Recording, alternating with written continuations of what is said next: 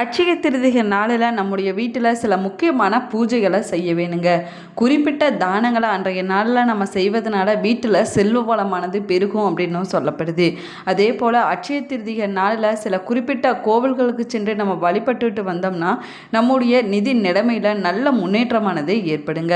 இந்த மங்களகரமான நாளில் என்னென்ன பொருட்களை தானம் கொடுத்தோம்னா என்ன மாதிரியான பலன்கள் கிடைக்கும், அட்சய திருதிகை நாளில் நம்ம செய்யக்கூடாத தவறுகள் என்ன என்பதை பற்றி தான் இந்த பதிவில் நம்ம விரிவாக பார்க்க போகிறோம். வீடியோவை ஸ்கிப் பண்ணாமல் முழுசாக பாருங்கள். நம்ம சேனலை இப்போ தான் ஃபர்ஸ்ட் டைம் பார்த்துட்டு இருக்கிறீங்க அப்படின்னா நம்ம சேனலை சப்ஸ்கிரைப் பண்ணலன்னா சப்ஸ்கிரைப் பண்ணிக்கோங்க. கூடவே இருக்கிற பெல் ஐக்கானையும் ப்ரெஸ் பண்ணிக்கோங்க. இன்றைக்கி இருக்கிற காலகட்டத்தில் பார்த்திங்கன்னா கருங்காலி மலையை பற்றி யாருமே தெரியாதவங்க இருக்கவே முடியாதுங்க. கருங்காலி மலையை நிறைய பேர் கையில் அணியக்கூடிய பிரேஸ்லெட்டாகவும் கழுத்தில் மாலையாகவும் ஜப மாலையாகவும் பயன்படுத்திட்டு வராங்க.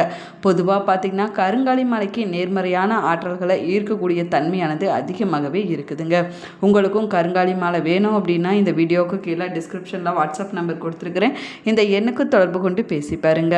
வாங்க வீடியோக்குள்ளே போகலாம். உங்களுக்கு மகாலட்சுமி தாயார் பிடிக்கும் அப்படின்னா ஓம் மகாலட்சுமியை போற்றி என்ற வாசகத்தை மறக்காம கமெண்ட் பாக்ஸில் கமெண்ட் பண்ணுங்கள்.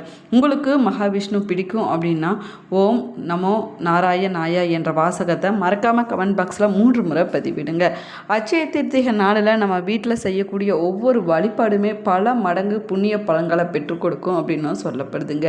சித்திரை மாதத்தில் அமாவாசைக்கு பிறகு வரக்கூடிய வளர்ப்பிறை 3வது நாளில் அட்சய திருதிகை நாளானது கொண்டாடப்படுது. அட்சயம் என்றால் குறைவில்லாதது அழியாதது என்று பொருளாகுமாங்க.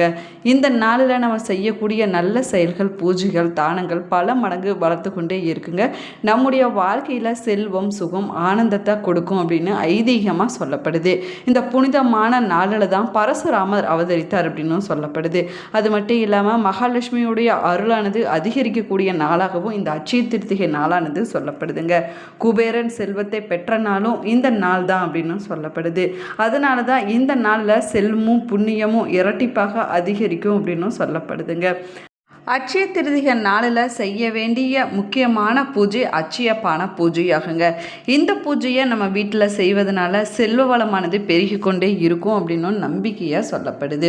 இந்த பூஜையை எப்படி செய்யலாம் அப்படின்னு பார்த்தோம்னா ஒரு வெண்கல இல்லைன்னா பித்தளை பானை இருந்துச்சுன்னா அதை எடுத்துக்க வேணுங்க. அதில் குங்குமம் வைத்து பச்சரிசி முழுவதுமாக நீங்கள் நிரப்பி வைக்க வேணும். அதுக்கு பிறகு பானையோட கழுத்தில் மஞ்சள் துணியை நீங்கள் கட்ட வேணுங்க. அந்த பானைக்கு பூ மாலை இல்லைன்னா துளசியால் நீங்கள் அலங்காரம் செய்ய வேணும். உங்களுக்கு வசதி இருந்துச்சு அப்படின்னா தங்க நகை ஒன்றை கூட அரிசியின் மீது வைத்து நீங்கள் அலங்காரம் செய்யலாங்க.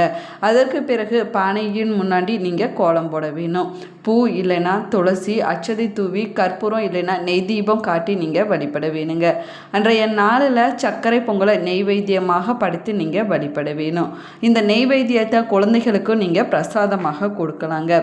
இந்த பூஜையை நீங்கள் அட்சய திருதிகை நாளில் செய்வதனால உங்களுடைய வாழ்க்கையில் குறையாத செல்வ வளமானது கிடைக்குங்க.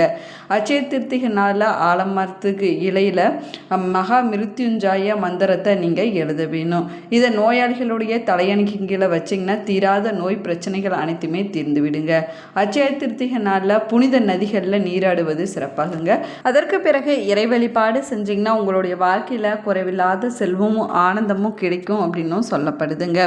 அட்சய திருதிகை நாளில் நம்ம சில குறிப்பிட்ட விஷயங்களை செய்யக்கூடாதுங்க. அட்சய திருதிகை நாள் அப்படிங்கிறது ரொம்பவே மங்களகரமான நாளாகுங்க. இந்த நாளில் லட்சுமி தேவியை வழிபட்டோம்னா நீண்ட காலமாக முடிக்க முடியாமல் இருக்கக்கூடிய வேலைகளை கூட முடிக்க முடியும் அப்படின்னு சொல்லப்படுது. அதே நேரத்தில் அட்சய திருதிகை நாளில் சில விஷயங்களை செஞ்சோம்னா நம்மையும் நம்முடைய குடும்பத்தையும் பாதிக்குங்க. நம்ம செய்யக்கூடாத விஷயங்கள் என்ன அப்படின்னு பார்க்கலாம் வாங்க. அட்சய திருதிகை ஏப்ரல் 19ஆம் தேதி ஞாயிற்றுக்கிழமை அன்னைக்கு கொண்டாடப்பட இருக்குதுங்க. அன்றைய நாளில் இந்த 3 தவறுகளை நிச்சயமாக செய்யக்கூடாதுங்க. ஏன் அப்படின்னா நம்மளையும் நம்ம குடும்பத்தையும் பாதிக்கும் அப்படின்னும் சொல்லப்படுது. நம்ம செய்யக்கூடாத தவறுகள் என்ன அப்படின்னு பார்க்கலாம் வாங்க. அட்சய திருதிகை நாளில் நீங்கள் குளிக்காமல் துளசி செடியிலிருந்து இலையை நீங்கள் பறிக்கவே கூடாதுங்க. இது மிகப்பெரிய தவறாக சொல்லப்படுதுங்க. அதே நேரத்தில் அன்றைய நாளில் இடம் வீடு இல்லைன்னா கட்டடம் கட்டக்கூடிய வேலைகளை நீங்கள் தொடங்கக்கூடாது. இது அனைத்துமே அசுபமானதாக சொல்லப்படுதுங்க. லட்சுமி தேவிக்கு கோபத்தை உண்டாக்குமா. இதை செஞ்சோம்னா குடும்பத்திற்கே பிரச்சனை வரும் அப்படின்னும் சொல்லப்படுதுங்க. இருந்தாலும் அட்சய திருதிகை நாளில் வீடு வாங்குவது ரொம்பவே நல்லதுங்க. அச்சய திருத்திகை நாளில் பிளாஸ்டிக்கு, இரும்பு, அலுமினியம் போன்ற பொருட்களை மறந்து கூட நம்ம வாங்கக்கூடாதுங்க. இதை செஞ்சோம்னா நம்முடைய ஜாதகத்தில் ராகுவுடைய தாக்கமானது அதிகமாக இருக்குமாங்க. அதாவது பிரச்சனைகளானது அதிகரிக்கும் அப்படின்னும் சொல்லப்படுது. இதனால தான் அன்றைய நாளில் தங்கம் மற்றும் வெள்ளியை மட்டும் வாங்கலாம் அப்படின்னும் சொல்லப்படுதுங்க. இது குடும்ப மகிழ்ச்சிக்கும் செழிப்பிற்கும் உண்டானதாக சொல்லப்பட்டிருக்குது. மேலுமே பார்த்தீங்கன்னா அச்சய திருத்திகை நாளில் அசைவ உணவை கண்டிப்பாக நம்ம சாப்பிடக்கூடாதுங்க. அசைவ உணவு மட்டும் இல்லைங்க, மதுவிடமிருந்து நம்ம விலக்கியே இருக்க வேணும். அதே போல் நம்முடைய உணவில் பூண்டு, வெங்காயத்தை சேர்த்து நம்ம சாப்பிடக்கூடாதுங்க. இதை செஞ்சோம்னா நம்முடைய குடும்பத்துக்கு பெரிய பிரச்சனை வரும் அப்படின்னும் சொல்லப்படுதுங்க. அச்சய திருத்தி என்றாலே தங்கம் வாங்குவது அப்படிங்கிறத நம்ம எல்லோருடைய நினைவுக்கு வரக்கூடியதாகுங்க. இந்த நாளில் இப்படி தங்கம் வாங்குவதனுடைய முக்கியத்துவம் என்னென்னு பார்த்தீங்கன்னா, அச்சயம் என்றால் ஒருபோதும் அழியாது என்று பொருளாகுமாங்க. அதனால தான் இந்த நாளில் விலை மதிப்பில்லாத தங்கத்தை வாங்கினோம்னா அது அழியாத பெருகும் அப்படின்னு நம்பிக்கையாக சொல்லப்படுது. அச்சய திருதிய நாளில் தங்கம் வாங்குவதற்கு நல்ல நேரம் பார்த்திங்கன்னா ஏப்ரல் 19ஆம் தேதி காலை 10:49 மணி முதல் ஏப்ரல் 20ஆம் தேதி காலை 5:51 மணி வரையிலான நேரத்தில் தங்கம் வாங்குவதற்கு நல்ல நேரமாக சொல்லப்படுதுங்க. அதுவும் இந்த நாளில் தங்கம் தான் வாங்க வேணும் அப்படிங்கிற கட்டாயமெல்லாம் கிடையாதுங்க. இன்றைக்கி இருக்கிற காலகட்டத்தில் பார்த்திங்கன்னா தங்கம் விற்கக்கூடிய விலைக்கு எல்லோராலையுமே தங்கம் வாங்க முடியாதுங்க. அப்படி தங்கம் வாங்க முடியாதவங்க வெள்ளி, பித்தளை, புதிய நிலம், வீடு, வாகனம் எது உங்களால் முடியுதோ அதை வாங்குவது சிறப்பானதாகுங்க. புராண கதைகளின்படி சூரிய பகவான் அச்சய திருதிய நாளில் தான் மகாபாரதத்தில் பாண்டவர்கள் வனவாசத்தில் இருந்தபோது அவர்களுக்கு உணவு தட்டுப்பாடு ஏற்பட்டதாமாங்க. பாஞ்சாலி வேண்டிக் கொண்டதன் பேரில் அல்ல குறையாத அச்சய பாத்திரத்தை வழங்கியதாகவும் சொல்லப்படுதுங்க. அதனால தான் இந்த நாளில் மகாலட்சுமி, குபேரரை வழிபடுவதும் சூரிய பகவானை வழிபடுவதும் சிறப்பானதாக சொல்லப்படுது. ஏப்ரல் 20ஆம் தேதி முருகப்பெருமானுக்குரிய கிருத்திகை நட்சத்திரமும் வர இருக்குதுங்க. அதனால் இந்த நாளில் முருகப்பெருமான வழிபட்டோம்னா அனைத்து விதமான நலன்களும் நம்முடைய வாழ்க்கையில் கிடைக்கும் அப்படின்னும் சொல்லப்படுது. அச்சய திருத்திகை அப்படிங்கிறது பெருக்கத்திற்குரிய நாளாகுங்க. இந்த நாளில் எந்த ஒரு பொருள் வாங்கினாலும் சரிங்க, நம்ம என்ன ஒரு விஷயத்தை செஞ்சாலும் சரி அது பல மடங்காக பெருகும் அப்படின்னு நம்பிக்கையாக சொல்லப்படுது. அதே போல் பார்த்திங்கன்னா அச்சய திருத்திகை நாளில் தங்கம், வெள்ளி வாங்க முடியாதவங்க இந்த 5 பொருட்களை வாங்கினாலுமே மகாலட்சுமியுடைய அருளானது பரிபூர்ணமாக நிறைந்திருக்கு. அன்றைய நாளில் சமையலுக்கு தேவையான பாத்திரங்களை வாங்கணும் அப்படின்னா செல்வ வளமானது பெருகுங்க. அதே போல் அச்சய திருத்திகை நாளில் கடுகு வாங்கலாங்க. இது தங்கம் மற்றும் வெள்ளிக்கு இணையான மங்களகரமான பொருளாகவும் சொல்லப்படுது. மகாலட்சுமிக்கு உரிய கல்லுப்பு அன்றைய நாளில் வாங்கினோம்னா நம்முடைய வாழ்க்கையில் இன்பங்களானது பெருகி கொண்டே இருக்குங்க. நம்முடைய மனதிற்கு அமைதியானது கிடைக்குங்க.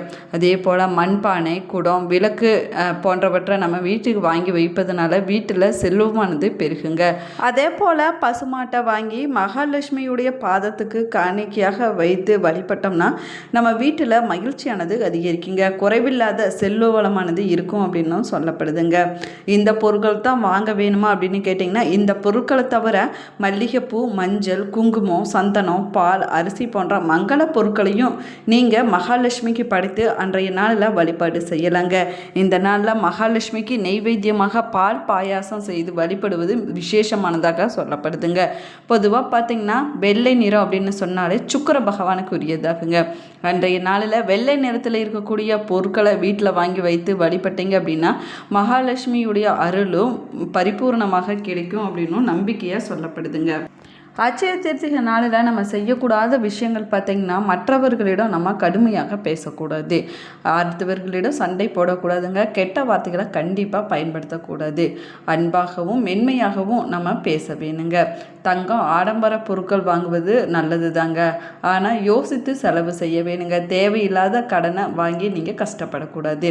அசைவ உணவுகளை தவிர்த்து கொள்வது ரொம்பவே நல்லதுங்க. அதே போல் மது, காரமான உணவுகளை அன்றைய நாளில் சாப்பிடக்கூடாது. பழங்கள், காய்கறிகள், தானியங்கள் போன்ற உணவுகளை மட்டுமே சாப்பிட வேணுங்க. அதே போல் மது, புகைப்பிடிப்பது போன்ற பழக்கங்களை விட்டுவிட வேணுங்க. இது நல்ல சக்தியாக கொடுக்கும் அப்படின்னும் சொல்லப்படுது. அது மட்டும் இல்லாமல் நம்முடைய உடல், மனம் ஆரோக்கியத்தை மேம்படுத்துமாங்க, ஆன்மீக பலத்தை அதிகரிக்கும் அப்படின்னும் சொல்லப்படுதுங்க.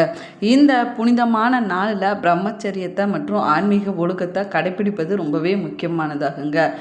அன்றைய நாளில் மற்றவர்களை அவமதிக்கவோ கூடாதுங்க. அன்பாகவும் பணிவாகவும் நம்ம நடந்து கொள்வது நன்மையை கொடுக்குங்க. பிரச்சனையில் இருந்தால் சிவபெருமானுடைய சிலை முன்னாடி மகா மிருத்யுஞ்சா இல்லைன்னா காயத்ரி மந்திரத்தை சொல்ல வேணுங்க. இது பாதுகாப்பு, சக்தி, குணப்படுத்தக்கூடிய ஆற்றலை கொடுக்கும் அப்படின்னும் சொல்லப்படுது. அது மட்டும் இல்லாமல் கெட்ட சக்திகளை வெளியேற்றி விடுமாங்க. அதிகாலையில் பிரம்மமுகூர்த்த நேரத்தில், அதாவது 4:30 மணி முதல் 5:30 மணிக்குள்ளான நேரத்தில் நீங்கள் எழுந்திருக்க வேணுங்க. அதற்கு பிறகு உங்களுடைய வீட்டை சுத்தம் செய்து ஊதுபத்தி ஏற்றி வைக்க வேணும். தானம் போன்ற செயல்களில் ஈடுபடுவது நன்மையை கொடுக்குங்க.